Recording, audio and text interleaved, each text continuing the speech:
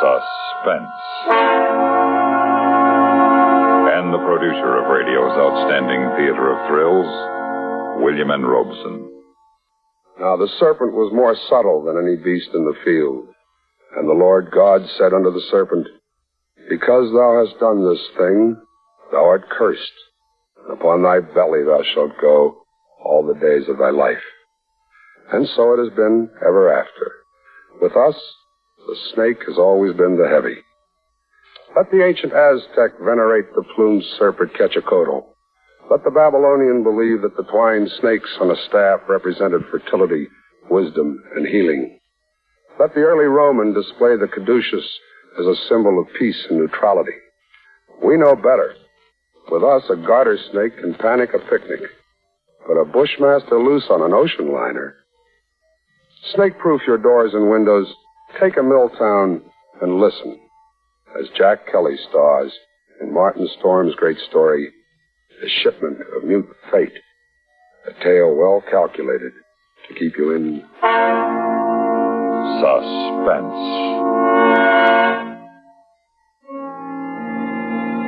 I stopped on the wharf at La Guara and looked up the gangplank toward the line of Chankay, standing there quietly at our moorings. The day was warm under a bright Venezuelan sun, and the harbor beyond the ship lay drowsy and silent. But all at once, in the midst of those peaceful surroundings, a cold chill gripped me, and I shivered with sudden dread. Dread of the thing I was doing, was about to do. But too much had happened to turn back now. I'd gone too far to stop. I set the box down on the edge of the wharf, placed it carefully so as to be in plain sight and within gunshot of the captain's bridge. Then I turned and started up the gangplank. I knew what I was going to do, but I couldn't forget that a pair of beady eyes were watching every move I made.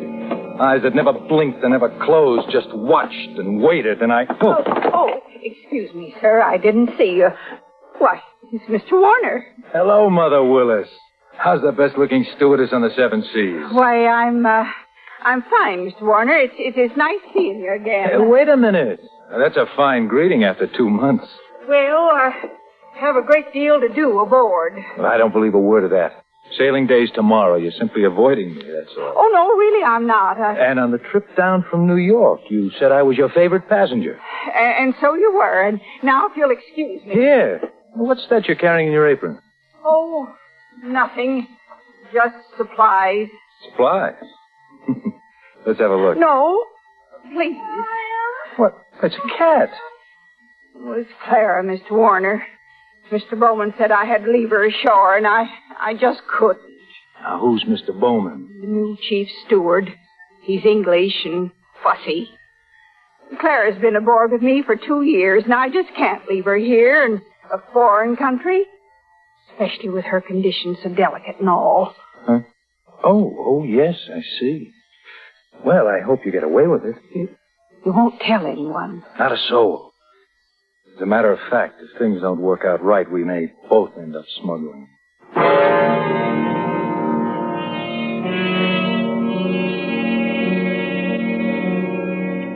Most happy to have you aboard on the trip down 2 months ago, Christopher. And I'm very glad you're coming along with us on the run back to New York. Well, thanks, Captain Wood. There is one thing, though. I'm having a little trouble with the customs men here, and I wondered if you might... I can do it, Christopher. I just cabled your father this morning. Told him I'd have done it for you if I possibly could. He sent a request from New York, you know. Yes, I thought he would. I wired him from upriver last week. I hated to refuse, but it's absolutely out of the question. Captain Wood, I'm afraid I don't follow you. Responsibility to the passengers, son. We'll have women and children aboard. And on a liner, the safety of the passengers comes ahead of anything else. But with proper precautions... Something might happen. I don't know what, but something might. You've carried worse things. There isn't anything worse. And any skipper afloat will bear me out. No, Christopher, I simply can't take the chance. And that's final. Final. Well, it wasn't final if I could do anything about it. I hadn't come down here to spend 2 months in that stinking back country and then be stopped on the edge of the wall. 2 months of it. Heat, rain, insects, malaria. I'd gone clear in past the headwaters of the Orinoco. Traveled through country where every step along the jungle trail might be the last one.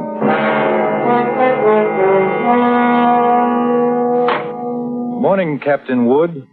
The man at the hotel said you wanted to see me. That's right, Christopher. Sit down. Seems you weren't willing to let matters stand the way we left them yesterday. I'm sorry to go over your head, Captain, but I had to. The museum sent me all the way down here for it, and I'm not going to be stopped by red tape. This will be the only live Bushmaster ever brought to the United States. If I had my way... That orders are orders. Got a cable from the head office this morning. All right. Suppose we talk about precautions. I'll handle it any way you say. It's got to have a stronger box. That crate's too flimsy. Well, it's stronger than it looks. And that wire screen on top would hold a Wildcat. But anyway, I bought a heavy sea chest this morning. We'll put the crate inside of that. Sounds all right. Got a lock on it? Heavy padlock. It's fixed so the lid can be propped open a crack without unlocking it. The snake's got to have air. But in dirty weather, that lid stays shut. I'll take no chances. Well, all right, Captain. We'll keep the thing in my cabin. Can't have it in the baggage room, and nobody on board's to know about it. Whatever you say, Captain. But we won't have any trouble. After all, it's only a snake. It doesn't have any magical powers. I saw a Bushmaster in the zoo at Caracas once. Had it in a glass cage with double walls. But it never moved. Just lay there and look at you as long as you were in sight. Gave a man the creeps. Funny, I didn't know they had a Bushmaster at the Caracas Zoo. They don't now. Found the glass broke one morning, and the snake gone. The night watchman was dead. They never found out what happened. Well, the watchman must have broken the glass by accident some way. The way they figured it, the glass was broke from the inside. We sail in 4 hours.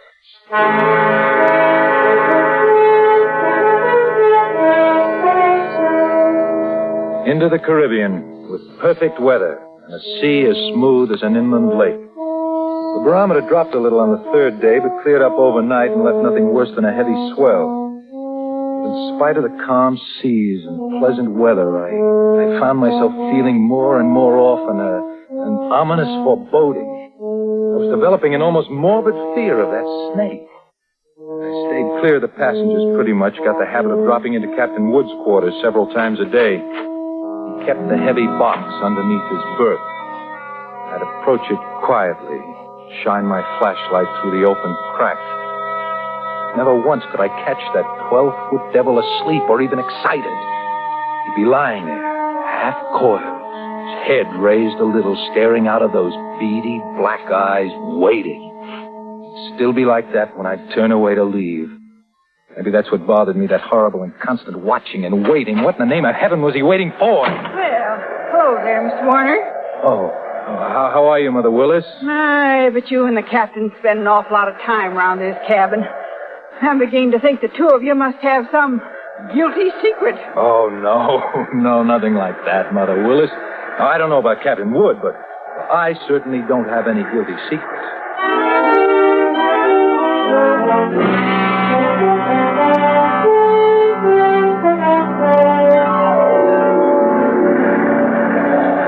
Well, she's running quite a swell out there, Mr. Bowman. Yes, it's a bit heavy, all right, Mr. Warner. I imagine a storm passed through to the west of us yesterday when the glass dropped. Do you think it missed us then, huh? Oh, yes, that's what the mate figures. Certainly stirred up some water, though. This'll put half the passengers in their bunks. It makes it lovely for my department. 2/3 of them will want a steward to hold their heads, sir. Well, I'll keep Mother Willis so busy she'll just have... Hey, look at the size of that wave. Eh? Great gee, Hoshevett. We're going to take it on the port bow. Hang on, Mr. Warner. Wow, that was a freak if ever there was one. Not another wave that size in sight. Well, you see them like that sometimes, sir, even in a calm sea.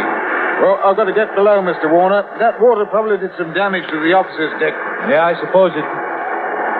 What did you say? Huh? Oh, the wheel companionway was open on the port side. Bridge cabins must have taken a pretty bad smashing. They're right below the... Was something wrong, Mr. Warner? Oh, no, nothing at all, Mr. Bowman. At least I hope not.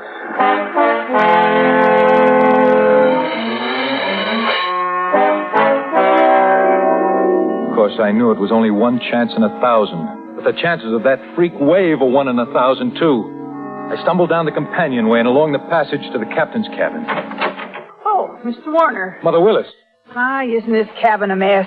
I'm trying to get some of these things out to dry. Yeah, well, I just wanted to check. Where's that box that was under the captain's bunk? Oh, that. I just threw it out on deck. What? Oh, the desk over there slid into it. It was all smashed. But the small box inside of it, what happened to that? Oh, they were both splintered, Mr. Warner. Broke wide open. Oh, no. Oh, Mr. Warner, as white as a sheet. Mother Willis, will you go find Captain Wood? Tell him to come down here immediately. Well, I got a great deal to do in here. Please, get him at once. Very well. I suppose I can finish up here later.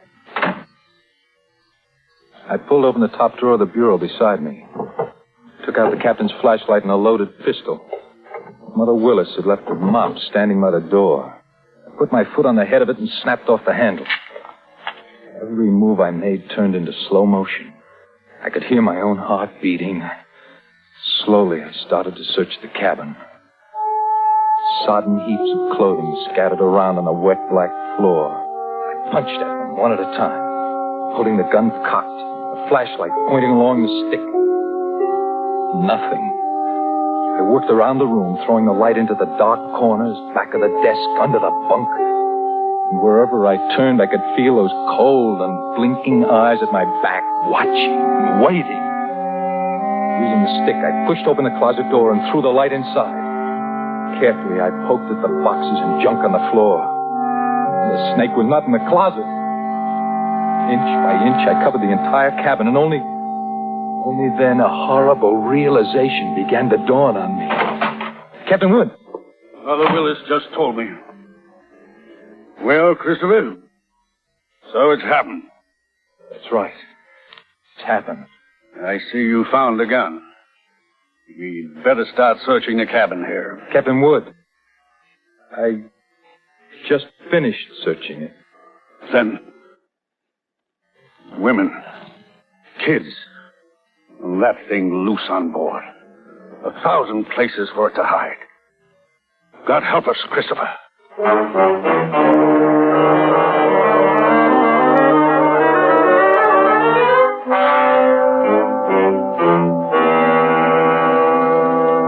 There's no use starting to blame anybody now, gentlemen. I didn't call you in here to pass judgment. The thing's done, and that's that. You're right there, Captain. What we have got to do is make up our minds how we're going to handle it. Well, it'd be easier if we didn't have to tell the passengers and crew. I've seen panics aboard liners before, sir. Yes, I agree with you, Mr. Bowman, but I don't quite see how we can avoid it. They've got a right to know, sir. As long as that snake is loose, everybody on board's in the same danger. And they all ought to know about it. Captain Wood, that snake is 12 feet long. It can't simply crawl into a crack. Why don't we make a quick search of the whole ship before we spread any alarm? Yes, I thought of that, Christopher. Well, as far as I can see, the only place it couldn't be is in the boilers or on top of the galley stove. Well, it might have crawled overboard. We can't count on that. We've got to assume it's on the ship somewhere. Yes, sir. And that could be anywhere, in a coil of rope or in a pile of clothes. Yes, or under some woman's berth or a baby's crib. Or even... We've already said it. That bushmaster could be anywhere. We've got to do something, and we've got to do it fast. All right. I think the best idea is to follow Mr. Warner's suggestion and make a quick search first. You agree to that? Yes, I'll do, sir. Then if we don't find it, we'll have to warn the passenger. We've got to find it. Alone in the dim baggage room, I went through the same movements as I had earlier in the captain's cabin. Gun in one hand, flashlight in the other. Poking into every dark corner behind every trunk and box.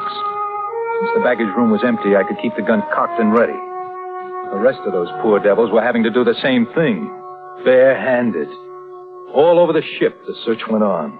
Here now, steward. What on earth are you doing rummaging through my cabin? Oh, just, checking, madam.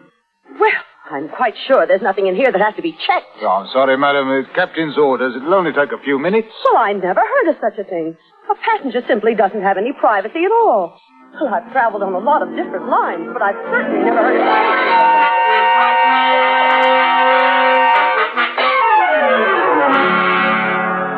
But not one of us could find that deadly shape coiled in some dark corner or outstretched along a window seat. Not one of us caught a glimpse of that horrid head with its beady, black, watchful eyes. That thing lay waiting out there somewhere along the deck, shaded in the gathering dust. But where? We didn't know. It was nearly dark when we met together again in the chart room. Well, gentlemen, there's no other way around it. We've risked all the time we can. We've got to warn the passengers. Well, how are we going to do it, Captain? Call them all together in the lounge? No. If we did anything like that, we'd be asking for a panic. We'll get one whether we ask for it or not, sir. Pick a few men and go through the cabin decks. Tell them individually, inside their cabins. Watch for any that act like they might cause trouble, and we'll keep an eye on them.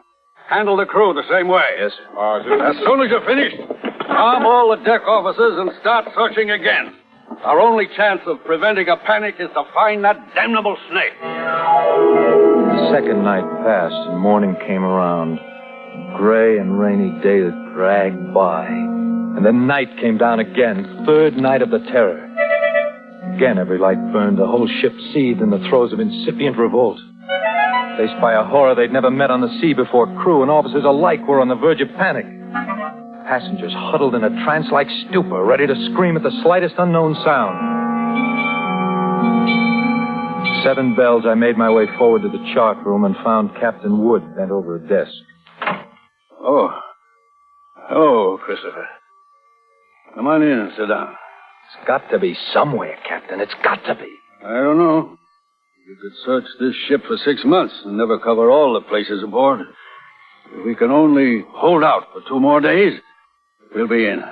What's your home office say? Here's the latest wireless from them. Keep quiet and keep coming. What else can we do? Cigarette? Yeah, thanks. How is it below? Pretty bad. Anything could happen. Yeah, that's why I took the guns away from the men. 1 pistol shot, we'd have a riot on our hands. The whole thing's my fault, Captain Wood.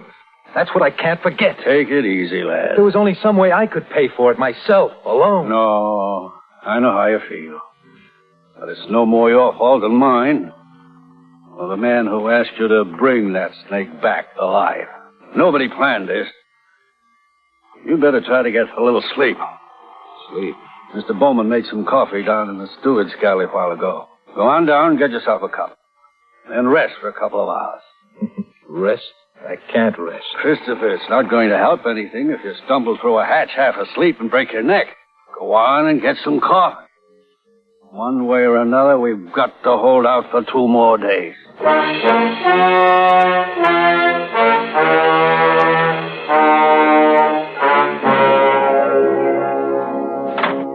The light was on in the steward's galley and the coffee pot was standing on the stove.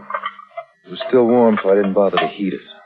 I poured out a cup, carried it over and set it on the porcelain tabletop in the center of the room. I started to light a cigarette. The door of the pan cupboard beneath the sink was standing slightly ajar, and I happened to glance toward it. I dropped the cigarette and moved slowly backward. I found the Bushmaster. As I moved, the snake slid out of the cupboard in a single sinuous glide and drew back into a loose coil on the galley floor, never taking his eyes off me. I moved slowly back, waiting any moment for that deadly slithering strike. How had he known it was me? He'd stayed quiet when Bowman was here. How had he picked the first time in 5 days that I was without a gun? My hands touched the wall behind me and I stopped. Only then I realized in terror what I'd done. The call button and the door were on the far side of the room. I'd backed into a dead end. I stared at the snake in fascination, expecting any moment the ripping slash of those poison fangs. Horrid coils tightened a little and were still again. 10 million years of evolution to produce this moment. Homo sapiens versus Lachesis mutus. A man against mute fate, and all the odds were on fate. I knew then I was going to die.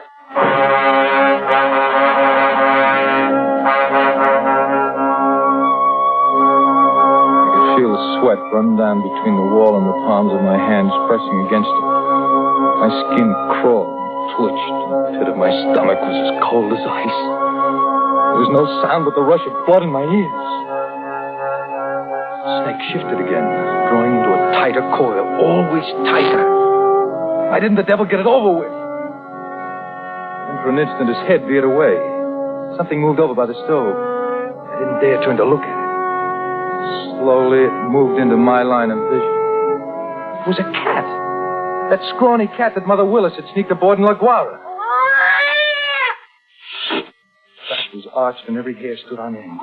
It moved, stiff-legged now, walking in a half circle around the snake. The bushmaster moved slowly and kept watching the cat. He tightened. He was going to strike at any second. He struck and missed. The cat was barely out of reach. Now she was walking back and forth again. She was asking to die. Missed again, by a fraction of an inch. He was striking now without even going to a full coil. Missed! Again and again. Always missing by the tiniest margin. Each time the cat danced barely out of reach, and each time she countered with one precise spat of a dainty paw, bracing her skinny frame on 3 stiff legs. And then suddenly I realized what she was doing. The bushmaster was tiring, and one strike was just an instant slow, but in that split second, sharp claws raked across the evil head and ripped out both the lidless eyes. The cat had deliberately blinded the snake. He didn't bother to coil now, but slid after her in a fury, striking wildly, but always missing. And every strike was a little slower than the last one, until finally, as the snake's neck stretched out at the end of a strike, the cat made one leap and sank her razor-sharp teeth just back of the ugly head. Sank them until they crunched bone. With tooth and claw, she clung as the monstrous snake flailed and lashed on the floor, striving to get those hideous coils around us. Trying to break her hold, to shake off the slow and certain paralyzing death that gradually crept over him and at last stilled his struggles forever. I took a deep breath. The first in minutes. The cat lay on her side on the floor, panting, resting from the fight just over. She had a right to rest. Oh, that brave, beautiful alley cat had just saved my life. And maybe others as well. But as I turned toward the stove, I suddenly became very humble, and I knew all at once what a small thing a human being really is. I and others aboard were still alive only by the merest accident. There were 3 reasons why that cat had fought and killed the world's deadliest snake. And those 3 reasons came tottering out from under the stove on shaky little legs. 3 kittens with their eyes bright with wonder and their tails stiff as pokers. Up on the decks, hundreds of passengers were waiting for the news that the terror was ended. Well, they could wait a little longer. I pulled open the doors of a cabinet and found a can of milk and a saucer. And then I dropped down on my knees.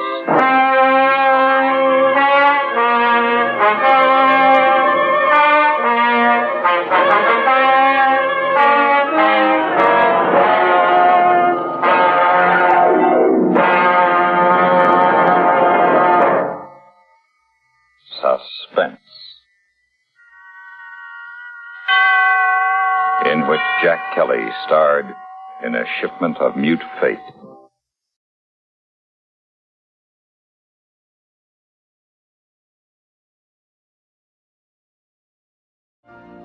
You've been listening to the OTR Gold Network. Find more classic radio at otrgold.com.